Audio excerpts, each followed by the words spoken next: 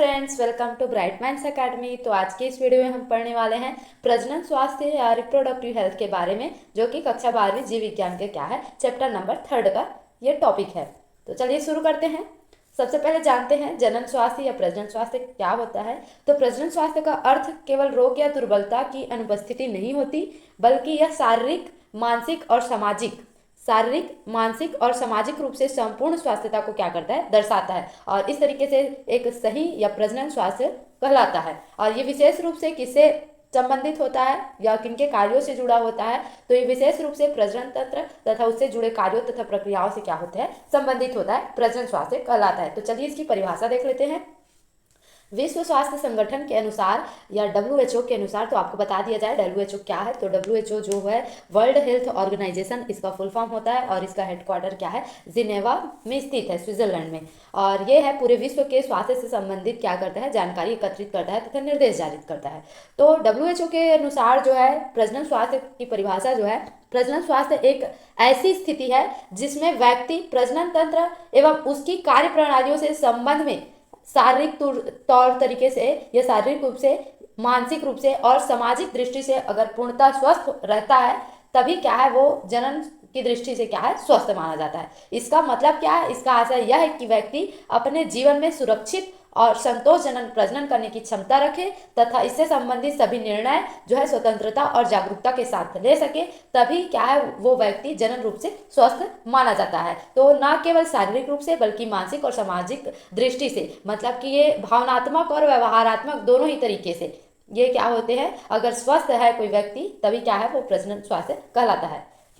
प्रजनन स्वास्थ्य की आवश्यकता क्यों पड़ती है, तो देखिए भारत जैसे देश जो कि क्या है जनसंख्या की दृष्टि से पहले पायदान पे पहुंच चुका है, तो भारत जैसे देश में प्रजनन स्वास्थ्य पर विशेष ध्यान देना आवश्यक है, क्योंकि ये जनसंख्या जो है वृद्धि दर काफ़ी अधिक हो चुकी है और पूरे विश्व में क्या है ये पहले नंबर पर आता है। और इसके साथ ही मातृ एवं शिशु मृत्यु दर जो है हो रहा है, यौन संचारित रोग या STD जिसको बोला जाता है, सेक्सुअली ट्रांसमिटेड डिसीज, किशोरावस्था में सही यौन शिक्षा का अभाव होना और परिवार नियोजन की चुनौतियां भी क्या है, गंभीर समस्याएं प्रस्तुत कर रही है। इस कारण से हमें प्रजनन स्वास्थ्य पर क्या देना चाहिए, विशेष ध्यान देना चाहिए। यदि प्रजनन स्वास्थ्य पर ध्यान न दिया जाए तो ये समाज और राष्ट्र दोनों के लिए हानिकारक हो सकते हैं। कई तरीके की यौन संचारित रोग हो सकते हैं और जो है प्रजननांग जो है इससे इफेक्टेड होता है, संक्रमित होता है, जिस कारण से गंभीर बीमारियां क्या हो सकती है, उत्पन्न हो सकती है। साथ ही जनसंख्या में वृद्धि हो सकती है। तो इस कारण से प्रजनन स्वास्थ्य की आवश्यकता होती है। प्रजनन स्वास्थ्य की कार्य एवं नीतियां देखें तो प्रजनन स्वास्थ्य को बनाए रखने के लिए एक सही प्रजनन स्वास्थ्य बनाए रखने के लिए विभिन्न कार्य नीतियां अपनाई जाती है, जैसे परिवार कार्यक्रम नियोजन के माध्यम से जन्म दर को नियंत्रित करना, ताकि जो है एक सही तरीके से बर्थ रेट किया जा सके और जनसंख्या को क्या किया जा सके, नियंत्रित किया जा सके। गर्भ निरोधक साधनों के प्रयोग को बढ़ावा देना, जिससे गर्भ जो है कंट्रोल हो सके, गर्भ निरोधक हो सके। किशोरों को सही जानकारी देने के लिए यौन शिक्षा की आवश्यकता है, क्योंकि और अगर यौन शिक्षा नहीं रहेगा तो वो अच्छे से यौन क्रियाएं नहीं हो पाएंगी, और ताकि भ्रांतियां और गलत धारणाएं दूर हो सके। गर्भवती महिलाओं की देखभाल, सुरक्षित प्रसव और नवजात शिशुओं के स्वास्थ्य सुरक्षा भी इस नीति की क्या है, महत्वपूर्ण भाग होते हैं। तो इस तरीके से कार्य नीतियां अपनाई जा सकती है। आंगनवाड़ी केंद्रों के माध्यम से जो है गर्भवती महिलाओं को पोषक युक्त भोजन प्रदान किया जाता है तथा शिशुओं का सही देखभाल किया जाता है। इसके अतिरिक्त जागरूकता कार्यक्रम के द्वारा STD या सेक्सुअली ट्रांसमिटेड डिसीज या इसी को यौन संचारित रोग कहा जाता है, और जैसे HIV एड्स जैसी बीमारियों का रोकथाम कर सके, महिला सशक्तिकरण और लिंग समानता को बढ़ावा दिया जा सके, ताकि समाज में जो लड़का और लड़की भ्रूण हुआ है उनकी लड़की भ्रूण हत्या ना हो और उनमें एक समानता बनी रहे। और सरकार इसके लिए कई कार्यक्रम चला रहे हैं, जैसे RCH reproductive and child health care programme है। RCH का फुल फॉर्म पूछा जा सकता है, याद रखिएगा क्या होगा, reproductive and child health care programme, तथा परिवार नियोजन जैसे कार्यक्रम योजनाएं जो है चलाई जा रही है। तो इस तरीके से हम क्या है कार्य नीतियां अपना सकते हैं। भारत में अगर उपलब्ध उपाय देखें तो भारत में प्रजनन स्वास्थ्य से संबंधित अनेक उपाय हैं, जैसे कंडोम, कॉपर टी और गर्भ निरोधक गोलियों जैसे का उपयोग करके या गर्भ निरोधक साधक क्या इनमें प्रमुख है।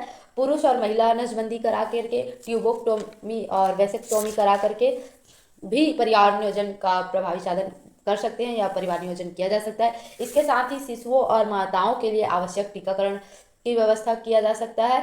और ग्रामीण और शहरी दोनों क्षेत्रों में जागरूकता शिविर लगाए, अवेयरनेस प्रोग्राम आयोजित कर सके, या उनके द्वारा क्या है ऐसी योजना चलाया जाए कि समाज में क्या हो, जागरूकता हो जनन स्वास्थ्य से लेकर, ताकि लोग प्रजनन स्वास्थ्य से संबंधित जानकारी प्राप्त कर सके और उनका क्या कर सके, लाभ उठा सके। तो इस तरीके से भारत में हम उपलब्ध उपाय करके एक सही तरीके से प्रजनन स्वास्थ्य पर ध्यान दे सकते हैं और जनसंख्या विस्फोट को क्या कर सकते हैं, रोक सकते हैं। जनन स्वास्थ्य का अगर महत्व देखें तो प्रजनन स्वास्थ्य केवल रोगों से मुक्त होना नहीं है, बल्कि इसमें जो है शिक्षा, जागरूकता और सामाजिक जिम्मेदारी भी शामिल है। यदि व्यक्ति प्रजनन स्वास्थ्य को गंभीरता से अपनाए तो समाज में स्वस्थ परिवार और संतुलित जनसंख्या का निर्माण संभव हो सकेगा, जिससे राष्ट्र का सर्वांगीण विकास सुनिश्चित होगा। इसलिए जनन स्वास्थ्य को अपनाइए और तथा इससे क्या है एक सुनिश्चित विकास होगा देश का। तो अगर आपको वीडियो अच्छा लगा है तो वीडियो को जरूर लाइक करें, चैनल को सब्सक्राइब करें। थैंक्स फॉर वॉचिंग, मिलते हैं नेक्स्ट वीडियो में।